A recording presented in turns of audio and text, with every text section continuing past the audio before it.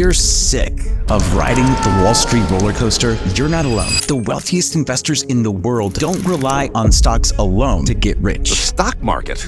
Ugh. In fact, while the average American has 95% of their investment portfolio tied up into stocks and bonds, the top 0.1% of the wealthiest Americans have a mere 30% of their portfolio tied up into the public markets. So where is that other 70% invested in? Well, that's exactly what we're going to be covering in today's video. I'm going to be sharing with you the alternative investing strategies that the wealthiest Americans have been using for decades, and how you can use these exact strategies to finally escape the painful Wall Street roller coaster. For those of you who are new to the channel, my name is Danny Gould. I'm the CEO of Gould Capital, and over the last 10 years, I've overseen over $250 million worth of real estate transactions here in Silicon Valley, and also been a managing partner of a $300 million hotel portfolio. And in this time, I've had a tremendous amount of interactions with family offices, high net worth individuals, and ultra high net worth individuals. And I've had the opportunity to peek behind the curtain and see how these people think and what they're doing with their money. And it's nothing like you or I have ever been exposed to in the past. Now, I know what you're probably thinking, Danny, there's no way that I could ever possibly invest in something that the ultra wealthy invest into. I'm not a multimillionaire. I don't have millions and millions of dollars in the bank. And that's not true. This is a common misconception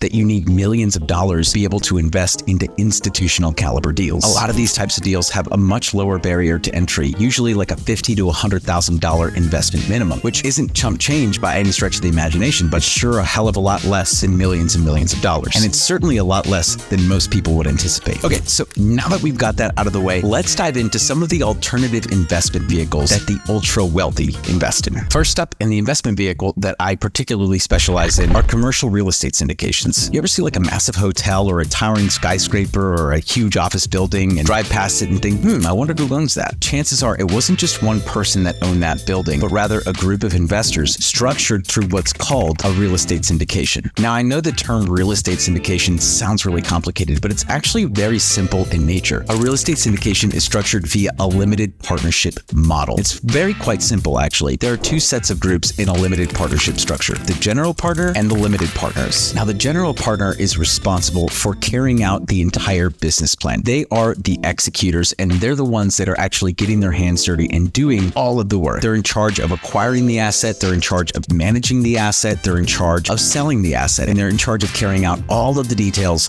from start to finish. Meanwhile, the limited partners, their responsibility is simply to invest into the deal, right? And so you wire your money in as the limited partner, and then after that, all you do is collect checks. Sounds pretty awesome, doesn't it? There's no tenants, there's no responsibilities, no day-to-day headaches. As the limited partner, the general partner has the honor of carrying out all of the work. In a real estate syndication as a limited partner, some of the biggest advantages are true passive income. You know, with direct real estate investments like buying a single family home and renting it out, or a duplex and renting it out, even if you have a property manager, there's still a lot of things that you are responsible for as the owner of that property. And all of those headaches, all of those hassles go away when you invest into passive real estate opportunities like real estate syndications. That being said, basically all the same tax advantages that you get by owning your own real estate, you also get by investing into passive real estate opportunities like real estate syndications. Depreciation, cost segregation, all of those tax advantages are passed on to the limited partners pro rata based on the amount that they invested into the deal. So you invest into, say, $1 million deal, you invest $100,000, you get 10% of all of those benefits, right? And I'm really simplifying it. I'm dumbing it down for you. It's actually a lot more complicated than that, but you would get a pro rata share of the limited partners share of the tax advantages captured by that property. Now, obviously, for some people, having direct control over a property is what they want. And if that's something that you want, this kind of investment opportunity wouldn't make sense for you. But let's face it, the majority of people out there would much rather have their investments work for them as opposed to the other way around. Now, in tandem with real estate syndications, we have our next alternative investment class, which are real estate funds. Now, real estate funds are structured almost identically to a real estate syndication, but as opposed to investing into one particular property as a limited partner, the general partner presents a business plan to the limited partners and says, we're going to buy 5 properties, let's say, and go out there and buy 5 properties, and we're going to execute this same business plan. We have this investment thesis, and we're going to execute this business plan on these 5 properties. And the limited partners invest into the fund that the general partner then uses to go out there and buy these 5 properties. Now, one of the biggest advantages to real estate funds is that you spread your risk, you diversify your risk across multiple assets. And so the risk profile of a real estate fund is usually a lot lower than an individual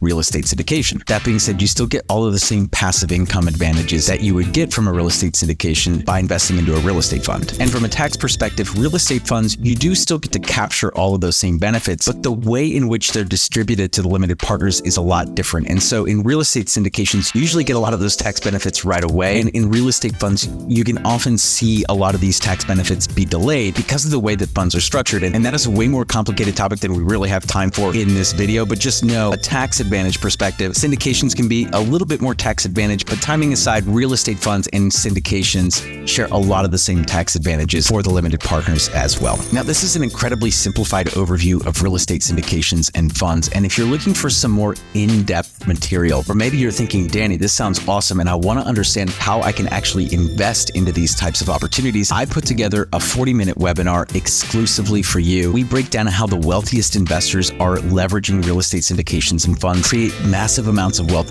while reducing their tax liability. So if you're wondering how you could get started with these passive real estate investment opportunities and really go in depth on how they're structured, make sure to check out the webinar in the description link down below. The next alternative investing asset class that the ultra wealthy absolutely love, and you've definitely heard this term before because it's a huge buzzword, is private equity. Now, I know private equity might sound very complicated, but the truth is it's very simple. You're investing into a company that invests into businesses before they go public, or you're investing into companies that invest into businesses that never go public at all. Now, let's say that a company is currently making about $5 million EBITDA, which is earnings before interest, taxes, depreciation, and amortization. If you're making $5 million EBITDA right now, let's say that private equity firm is able to take it to $10 million. Well, you've now doubled the company's value, and you might have even done more than double the company's value, because every business is valued at some sort of multiple of their EBITDA. And the more refined a company is, the better their systems and their processes are, and the more consistent that they are, typically the more they're worth on a multiple basis. And so when you're able to squeeze more juice out of the same machine, private equity firms are then able to sell companies for many multiples higher than what they acquired them for. So in the example that I just gave you, let's say that they bought the $5 million company at a 3x multiple, which would be $15 million.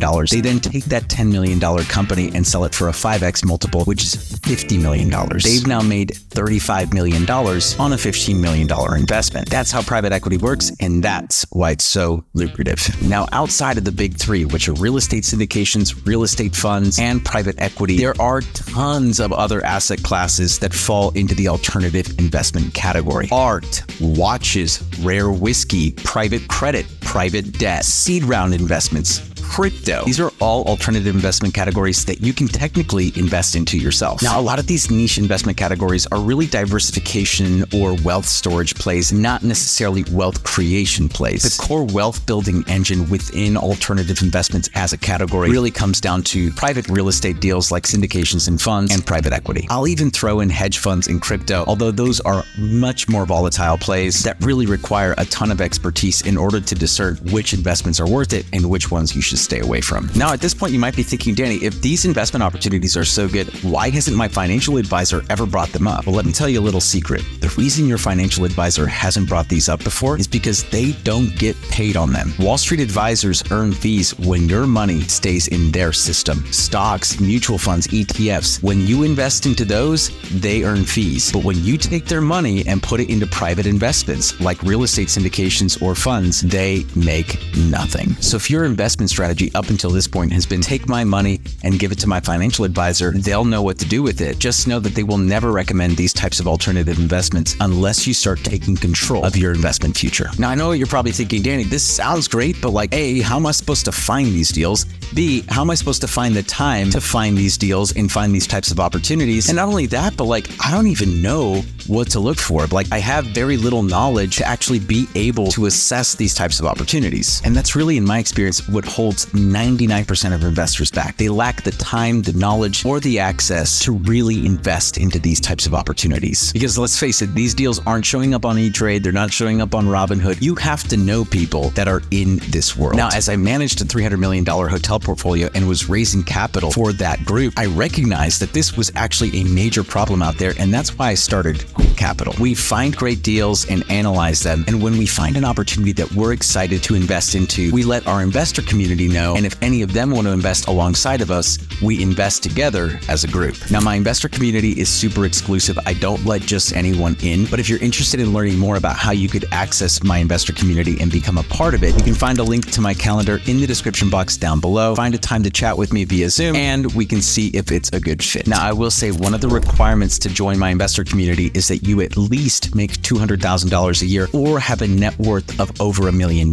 So you either have to make more than $200K a year or have a net worth of over $1 million. If you don't qualify under one of those two criteria, I'm sorry, but we would not be a good fit to work with each other at this point in time. Now, if you do qualify under one of those two criteria, go ahead and sign up down below to find a time to chat with me. Let's see if it's a good fit, and let's see if there's an opportunity for us to work together in the future. Because ultimately, you've worked way too hard to deploy outdated investment strategies. Now, if you've made it this far in the video and you're not yet subscribed to this channel, what are you waiting for? Click the subscribe button, hit the notification bell to get notified every single time I post a new video just like this one. We have tons of investment content coming your way, and you don't want to miss it. This is Danny Gould, everyone, with Gould Capital, and I will catch all of you in the next video.